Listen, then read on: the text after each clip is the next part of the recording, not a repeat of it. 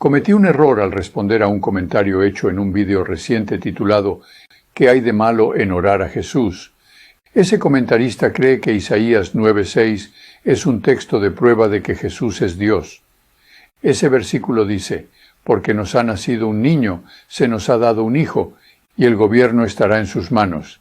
Se le llamará por nombre maravilloso consejero, Dios poderoso, Padre eterno, príncipe de paz.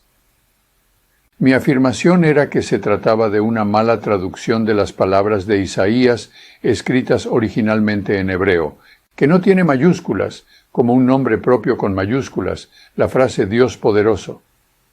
Pensé que debería escribirse todo en minúsculas, Dios poderoso, porque escribir con mayúscula un sustantivo lo convierte en un nombre, para que se refiera a alguien en particular.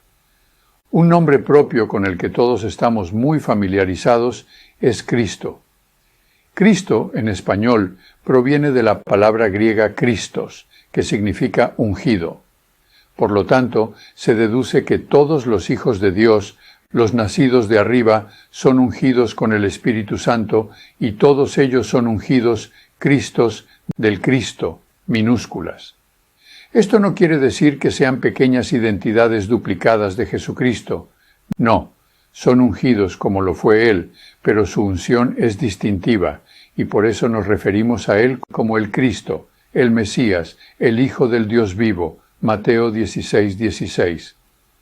He aquí cómo la palabra raíz en griego para unción se utiliza tanto para Jesús como para sus discípulos, esto es, los hijos de Dios. Dios es el que nos mantiene firmes en Cristo, griego, Christos, tanto a nosotros como a ustedes. Él nos ungió, griego, Crisus, nos selló como propiedad suya y puso su espíritu en nuestro corazón como garantía de sus promesas. 2 Corintios 1:21 NVI. Para ilustrar lo importante que puede ser esa distinción para nuestra comprensión de la verdad y nuestra capacidad para evitar ser engañados por los hombres, les remito a este versículo que todos los testigos de Jehová han sido expuestos en innumerables publicaciones de la Atalaya. Porque se presentarán falsos cristos y falsos profetas, y harán grandes milagros y cosas impresionantes para engañar, de ser posible, hasta a los escogidos. Mateo 24:24, traducción del Nuevo Mundo.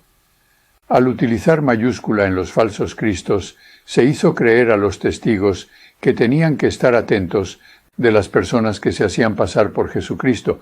Por ejemplo, tenemos este extravío que la Watchtower nos alimentó como testigos de Jehová respecto a cómo interpretar Mateo 24:24.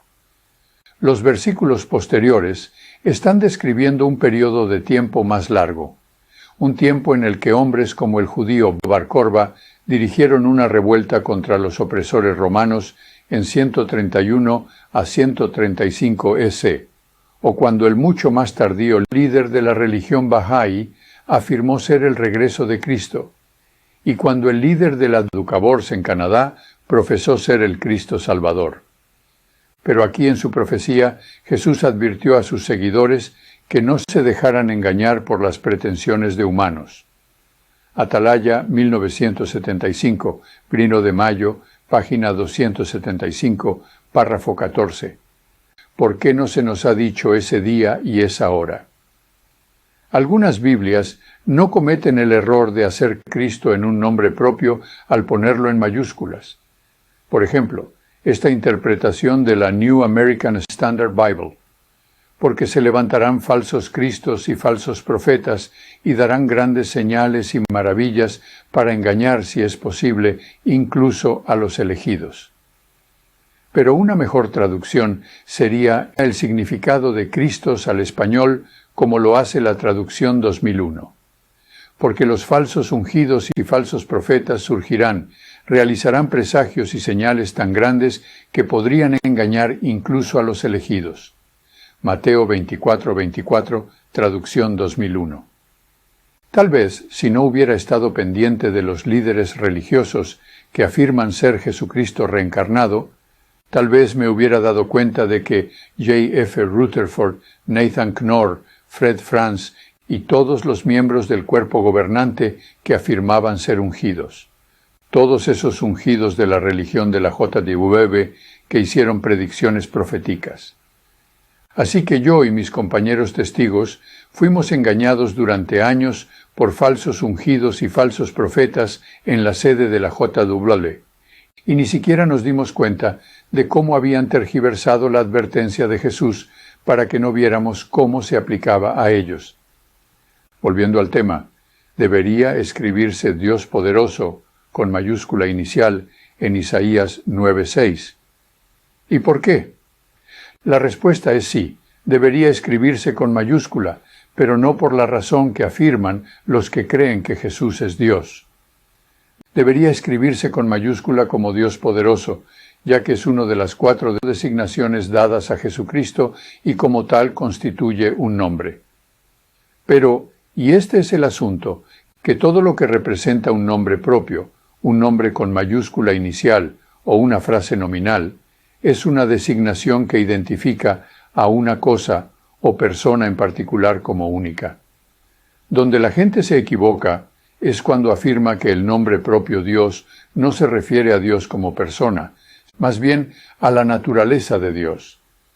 ¿La naturaleza de Dios? Es pregunta. ¿Dios tiene la naturaleza? No, no la tiene. Pero según estos promotores de Jesús es Dios, sí lo hace, y esa naturaleza es la divinidad. Bien, solo por diversión, aceptemos temporalmente la premisa de que Dios se refiere a la naturaleza de Dios, la divinidad. Eso sigue sin significar que Jesús afirmó ser Dios. Intentemos explicarlo utilizando una ilustración. Isaías 9:6 da a Jesús el título o nombre de Príncipe de Paz, también con mayúscula. Si digo Príncipe de Paz, usted sabe que solo me refiero a Jesucristo. Un príncipe es parte de la realeza, entonces también lo es Jehová. Pero Jehová no es el príncipe de paz, sino que es el Rey de la eternidad, como lo dice Salmo 10:16. Ambos son de la realeza, Dios y Jesús, pero ambos son distintos. Asimismo, ambos son divinos, pero solo uno es Dios, con el nombre propio en mayúscula. A uno se le llama simplemente Dios, mientras que al otro, Jesús, puede ser llamado un Dios sin mayúsculas, no como su nombre. Es difícil montar un argumento razonable contra toda esa evidencia, así que el crítico se envuelve en tácticas para persuadir al lector alejándolo de los hechos. He aquí cómo el comentarista argumentó en contra de los puntos que yo estaba exponiendo. A los bereanos. Eric, también debo añadir que fui al portal bíblico para verificar tu afirmación de que Isaías 9:6 es una mala traducción y debería haber usado una D minúscula como en poderoso o Dios poderoso en lugar de una D mayúscula en Isaías 9:6. He buscado todas las traducciones de la lista y no he encontrado ninguna traducción que utilice una D minúscula en el texto de Isaías 9:6. Ninguna, cero. Eric, cero. ¿Se imaginas lo que estás haciendo? En realidad, incluso la TNM utiliza la D con mayúscula. ¿Realmente crees que el único biblista que entiende de traducción mejor que todos los demás es el hermano Eric? ¿Es correcto? Vale la pena que los amantes de la verdad desmenucen las tácticas del crítico y vean a través de ellas. En este caso, él o ella evita razonar sobre las pruebas, introduciendo una serie de falacias lógicas. De hecho, esta persona fue capaz de exprimir no menos de 4 falacias lógicas diferentes en este breve párrafo.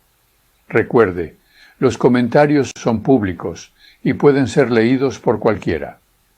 La primera falacia lógica es una apelación a la popularidad. El comentarista argumenta que como ninguna traducción utiliza una D minúscula para Dios en Isaías 9:6, la afirmación debe ser falsa. Esta falacia supone que la opinión mayoritaria es siempre correcta. Pero si nos fijamos en la historia de la Biblia, ¿cuántos de los profetas que Dios envió para advertir a su pueblo de las malas acciones de la mayoría? La mayoría suele equivocarse. Jesús nos dice que evitemos a la mayoría porque ancha es la puerta y ancho el camino que lleva a la perdición y muchos entran por ella. en Mateo 7:13. No estoy diciendo que este crítico esté en el camino que lleva a la destrucción, solo digo que el llamamiento a la popularidad lo es. Es una falacia lógica que en sí misma no prueba nada. A continuación nos encontramos con la falacia de apelación a la autoridad. El comentarista da a entender que, como todas las traducciones, e incluso la del Nuevo Mundo, utilizan la D mayúscula, mi afirmación debe ser incorrecta. Esta falacia se basa en la autoridad de los traductores en lugar de abordar el argumento real. De nuevo, aceptar un argumento como verdadero porque personas eruditas afirman que es así, es la trampa que debemos evitar. Porque nuestro Señor dijo: «Te alabo públicamente, Padre, Señor de cielo y tierra, porque has ocultado estas cosas a los sabios e intelectuales y las has revelado a los niños pequeños. Sí, oh Padre, porque así lo has aprobado». Mateo 11, 25 y 26. Así que, de nuevo, son las pruebas las que hay que examinar. No podemos confiar en que la gente nos diga lo que es así, por muy amplia que sea su formación. Pueden guiarnos, pero al final la única autoridad que podemos aceptar es la de Dios, a través de su palabra. La siguiente falacia se conoce como hombre de paja. El comentarista tergiversa mi argumento al sugerir que creo que soy el único biblista que entiende la traducción mejor que todos los demás. No es el caso. De hecho, no me considero un erudito de la Biblia. Preferiría ser el niño pequeño del que habló Jesús. Por último, el crítico emprende un ataque ad hominem.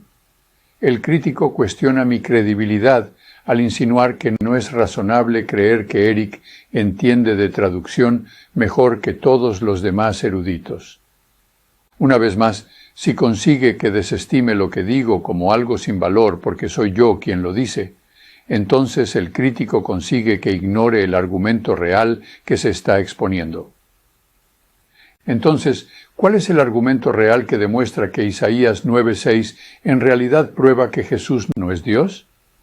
El crítico afirma que incluso la traducción del Nuevo Mundo utiliza la D mayúscula. Veamos de nuevo lo que dice esa traducción bíblica en Isaías 9:6. «Porque nos ha nacido un niño, se nos ha dado un hijo, y el gobierno estará en sus manos. Se le llamará por nombre Maravilloso Consejero, Dios Poderoso, Padre Eterno, Príncipe de Paz». Isaías 9:6. Como mencioné, un nombre propio es un sustantivo con mayúscula inicial. Lo que vemos en este versículo son frases de nombres propios, un sustantivo, un título que se ha convertido en un nombre porque ese título se ha asociado a una persona concreta. 4 nombres se dan aquí, todos referidos a Jesucristo: Consejero maravilloso, Dios poderoso, Padre eterno, Príncipe de paz. Hay muchos consejeros en el mundo, y algunos de ellos son maravillosos, pero hay solo uno cuyo consejo es tan maravilloso que merece el nombre de maravilloso consejero. Si digo el maravilloso consejero, usted sabe que me refiero a Jesús. Del mismo modo, hay muchos dioses. Pablo nos dice: en verdad, si existen los que se llaman dioses, ya sea en el cielo o en la tierra, como hay muchos dioses y muchos señores. 1 Corintios 8:5 de la Biblia literal bereana. La Biblia llama a Satanás el Dios de este sistema de cosas, y es un Dios poderoso, porque todo el mundo está bajo su poder. Sabemos que somos de Dios y que el mundo entero está bajo el poder del maligno. 1 Juan 5:19, BSB. Satanás, que es el Dios de este mundo, ha cegado la mente de los que no creen. Corintios 4:4a, NLT. Después de que Satanás mató a Jesús a través de sus siervos humanos, nuestro Señor fue resucitado por Dios, y entonces Dios, su Padre, le concedió a Jesús toda autoridad en el cielo y en la tierra. Mateo 28:18. De ahí el nombre de Dios poderoso. De nuevo, un nombre propio no se refiere a la naturaleza de alguien, sino que solamente lo identifica. Si alguien cuestiona, aun con mínimo conocimiento bíblico, ¿quién es el príncipe de paz?, responderá: Jesús. Saben que Dios no es el príncipe de la paz. La última frase nominal propia es la que más prueba que la persona a la que Isaías se refiere en el versículo 6 no es Dios, porque uno de sus 4 nombres es Padre Eterno. Algunos se preguntarán, ¿pero no es Dios eterno y no es Dios nuestro Padre? Sí, pero los discípulos de Jesús llamaban a Dios el Padre y se referían a Jesús como un hermano. ¿Cómo puede Jesús ser a la vez mi hermano y mi Padre? No puede. Sin embargo, la Biblia sí dice que tendrá hijos propios. Hebreos lo confirma. Todo pertenece a Dios y todas las cosas fueron creadas por su poder.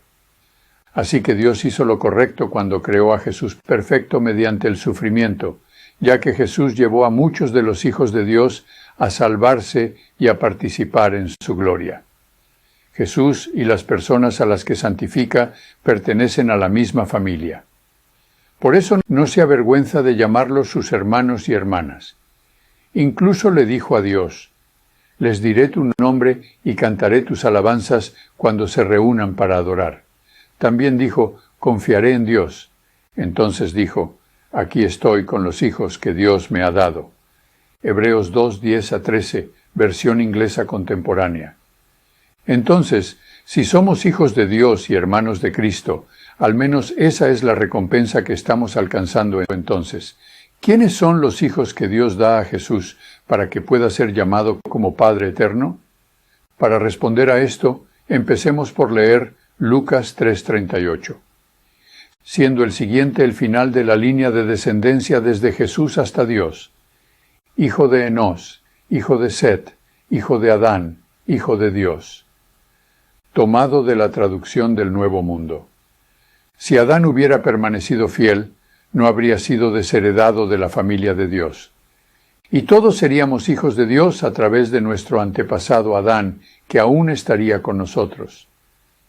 Jesús habló de 2 resurrecciones en Juan 5:29, la segunda de las cuales es la resurrección del juicio. Así que bajo el reino de Dios, Jesús nos gobernará como Rey durante 1000 años, y efectuará juicio a los sobrevivientes del Armagedón, así como de aquellos que sean resucitados en la segunda resurrección.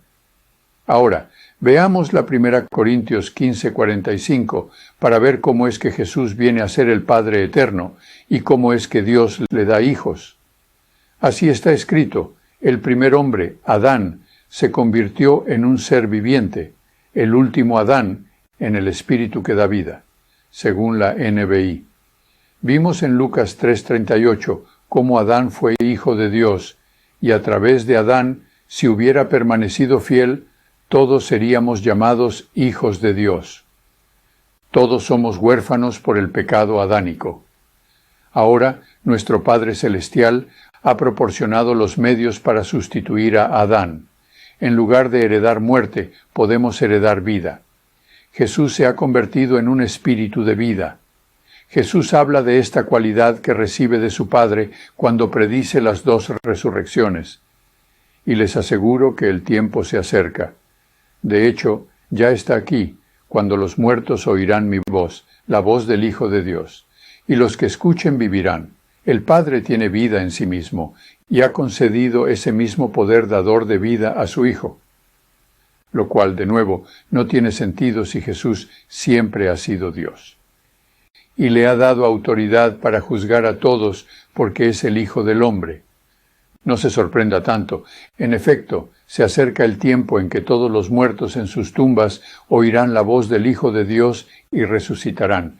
Los que han hecho el bien resucitarán para experimentar la vida eterna, y los que hayan continuado en el mal se elevarán para experimentar el juicio.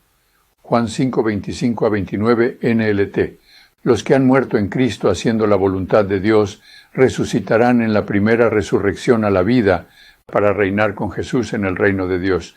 Los hermanos de Jesús, los hijos de Dios. Véalo en 1 Tesalonicenses 4:17, Apocalipsis 20:5.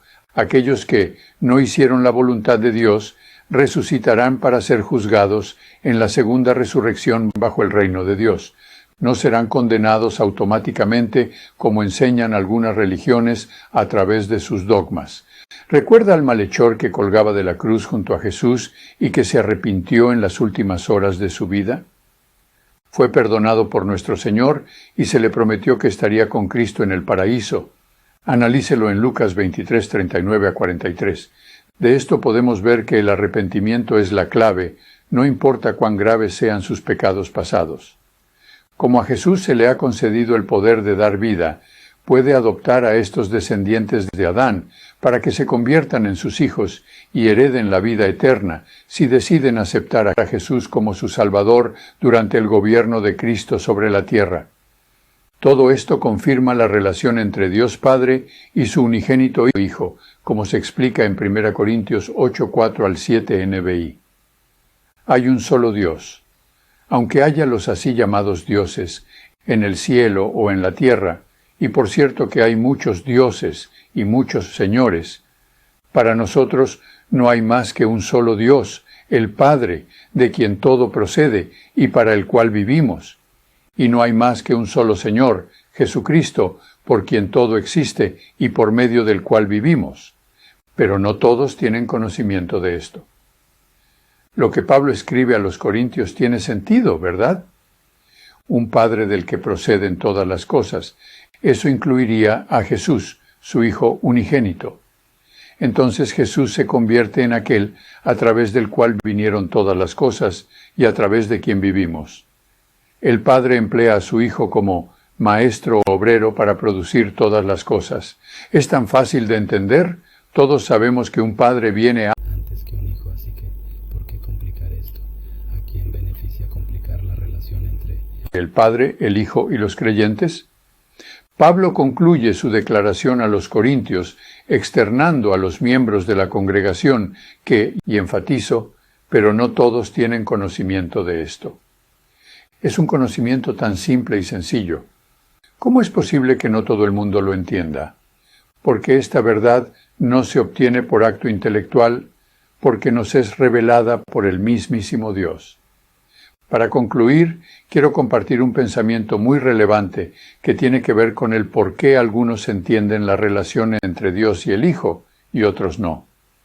Tenga en cuenta que lo que estoy a punto de leerle fue hacia el final del ministerio de Jesús, después de que los discípulos hubieran estado con él durante mucho tiempo. Cuando llegó a la región de Cesarea de Filipo, Jesús preguntó a sus discípulos: ¿Quién dice la gente que es el Hijo del Hombre? Le respondieron: unos dicen que Juan el Bautista, otros que Elías y otros que Jeremías o uno de los profetas. ¿Y ustedes quién dicen que soy yo?, preguntó Jesús. Tú eres el Cristo, el Hijo del Dios viviente, afirmó Simón Pedro. Dichoso tú, Simón, hijo de Jonás, porque eso no te lo reveló ningún mortal, sino mi Padre que está en el cielo. Mateo 16, 13 a 17, NBI. La evidencia había estado allí durante todo el tiempo que habían estado con Jesús, pero solo al final comprendieron quién era realmente, no solo por las pruebas, porque todos los demás vieron la misma evidencia, sino porque nuestro Padre Celestial se los reveló.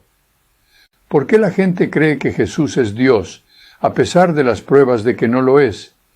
Eso para nosotros, como escribe Pablo diáfanamente, ¿no hay más que un solo Dios, el Padre?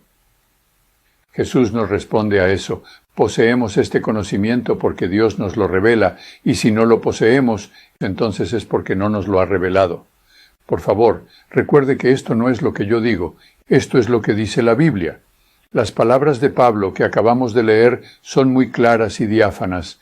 Gracias por su tiempo.